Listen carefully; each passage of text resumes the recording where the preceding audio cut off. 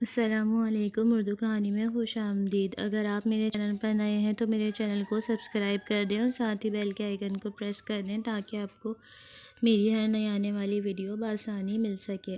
اب بڑھتے ہیں کہانی کی طرف۔ آج کی کہانی کا نام ہے سستی اچھی نہیں۔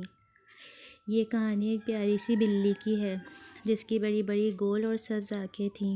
وہ ہر وقت گلے میں گلابی رنگ کا ربن باندھے رکھتی تھی جس کے درمیان میں چھوٹی سی گھنٹی تھی جو اس کے چلنے پھرنے پر آواز پیدا کرتی تھی۔ اس بلی کا نام کیٹی تھا۔ وہ گھر کے بچوں کی ہر دل عزیز اور آنکھوں کا تارا تھی۔ زیادہ چوچلوں کی وجہ سے وہ کافی نخریلی ہو چکی تھی اور ہر کام میں لاپرواہی اور سستی سے کام لیا کرتی۔ چونکہ اس کی سستی اور لاپرواہی سے گھر میں کوئی کام خراب نہیں ہوتا تھا، لہٰذا کسی نے پرواہ نہ کی۔ ایک دن کہیں سے ایک چوہا گھر میں آن گھسا۔ وہ بڑا جوشیلا اور شرارتی چوہا تھا۔ اسے بلی سے بچنے اور اسے جل دینے کے سب طریقے آتے تھے۔ چوہے کی آمد کا جب گھر کے مکینوں کو علم ہوا تو ان میں کھلبلی سی مچ گئی۔ ہر کوئی اس کی تلاش میں سرگرداں دکھائی دیا، جبکہ کیٹی ان سب میں سے بے پرواہ ہو کر اپنے نرم و ملائم بستر پر اطمینان سے لیٹی رہی۔ اسے چوہے سے کوئی غرض نہیں تھی کیونکہ کھانے پینے کے لیے اسے دودھ، گوشت اور مزے مزے کی چیزیں مل جاتی تھیں۔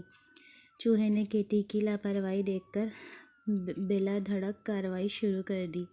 کبھی وہ کھانے پینے کے برتنوں میں بیٹھا پیٹ پوجا کرتا تو کبھی موقع پا کر فریج میں گھس جاتا۔ جب وہ زیادہ مستی میں ہوتا تو گھر کے کپڑے، بجلی کی تاریں اور کتابیں تک خراب کر دیتا تھا۔ ایک دن کی بات ہے کہ چوہے کو شرارت سوجی کہ کیٹی کو تنگ کیا جائے۔ اس نے ادھر ادھر کا جائزہ لیا۔ کسی کو نہ پا کر وہ چپکے سے کیٹی کے کمرے میں پہنچ گیا۔ اس نے دروازہ کھول کر اندر جھانکا تو اسے کیٹی اپنے نرم و ملائم بستر پر لیٹی دکھائی دی۔ چوہے نے ہلکی سی سیٹی بجائی۔ وہ یہ کہنا چاہتا تھا کہ کیٹی کتنی گہری نیند سو رہی ہے۔ کیٹی کے کان بڑے تیز تھے۔ اس نے سیٹی کی آواز سن کر گردن اٹھا کر دروازے کی طرف دیکھا۔ وہ چوہے کو وہاں دیکھ کر حیران رہ گئی۔ چوہے نے جب اسے بیدار دیکھا تو وہ ہنس کر بولا، کہتے ہیں کہ بلی چوہے کی دشمن ہوتی ہے اور وہ ایک ہی جست میں اسے دبوچ لیتی ہے۔ مجھے پہلے کسی بلی سے واسطہ نہیں پڑا، اس لیے میں چاہتا ہوں کہ تم مجھ پر جھپٹو تاکہ مجھے بلی کے حملے کا اندازہ ہو۔ کیٹی نے جب سنا تو لاپرواہی سے اپنا سر تکیے پر رکھ دیا۔ اسے چوہوں سے کوئی دلچسپی نہیں تھی۔ چوہے نے جب دیکھا کہ کیٹی نے اس کی بات نہیں سنی انسنی کر دی تو اسے بہت تاؤ آیا۔ وہ اسے چڑھاتے ہوئے بولا، میں جانتا ہوں کہ دودھ پینے والے بلیاں پوری طرح سے جوان نہیں ہوتی، تم بھی شاید ابھی بچی ہی ہو۔ کیٹی نے جب اپنی تصحیح سنی تو وہ اٹھ کھڑی ہوئی۔ اسے معمولی سے چوہے نے بے حد غصہ دلا دیا تھا۔ اس نے چوہے کو کڑی تنبیہ کی کہ وہ اس کے جھپٹنے سے ذرا بچ کر تو دکھائے۔ چوہا کیٹی کا جوش دیکھ کر ہوشیار ہو گیا۔ جو ہی کیٹی نے اسے پکڑنے کے لیے چھلانگ لگائی تو اس نے تیزی سے اپنی گردن دروازے کی آڑ میں کر لی اور دروازہ جھٹکے سے بند کر دیا۔ کیٹی ہوا میں اڑتی ہوئی دروازے کے قریب پہنچی تو وہاں چوہے کو نہ پا کر بھوکلا گئی۔ اس نے خود کو سنبھالنا چاہا مگر ناکام رہی۔ ایک زوردار دھماکے سے وہ دروازے کی سخت چوکھٹ سے جا ٹکرائی۔ اس کا سر گھوم کر رہ گیا۔ درد کی تیز ٹیسیں سے اس کی چیخ نکل گئی۔ کیٹی کی چیخ سن کر گھر کے بچے وہاں بھاگے چلے آئے۔ انہوں نے دیکھا کہ کیٹی اپنا سر پکڑے بیٹھی ہے تو سمجھ گئے کہ اس کے سر پر چوٹ آئی ہے۔ انہوں نے کیٹی کو گود میں اٹھا کر پیار کیا اور اس کے سر کو سہلانے لگے۔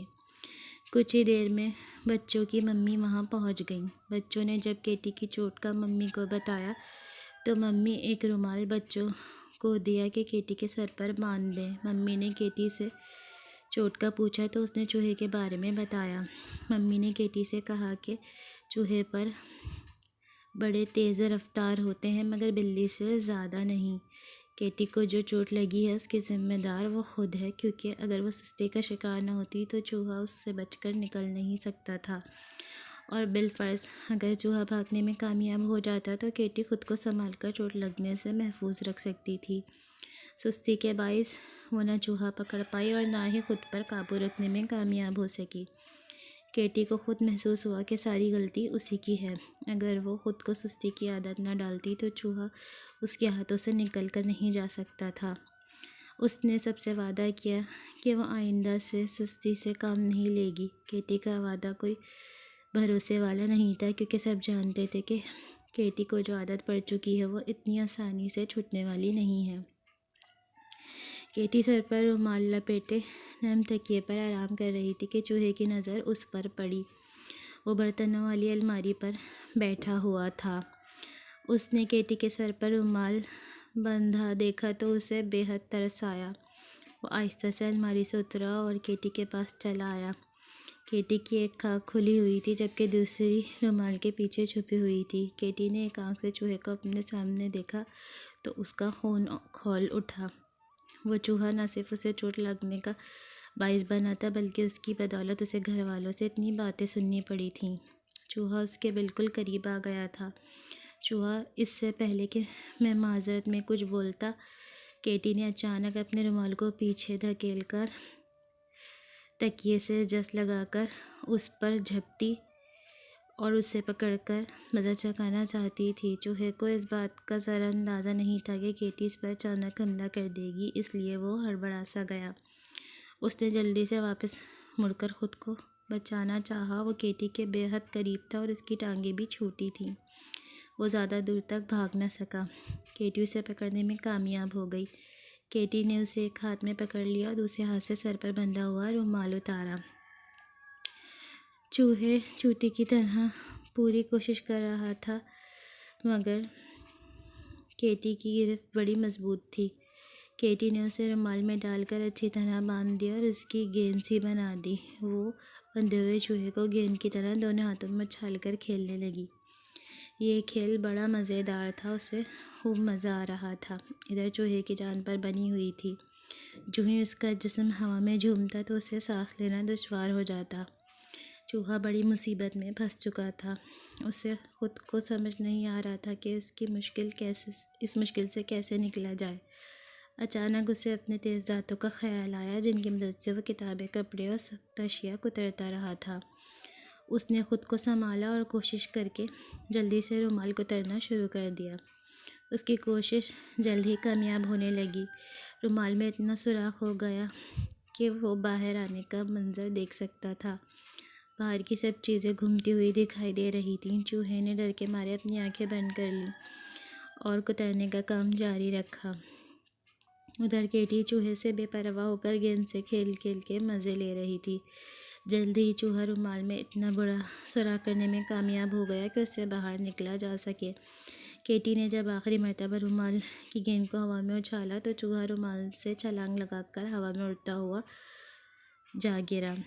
چوہے کو گرنے پر چوٹ تو لگی مگر یہ وقت چوٹ محسوس کرنے کا نہیں تھا، اسے فوری طور پر اپنی جان بچانی تھی۔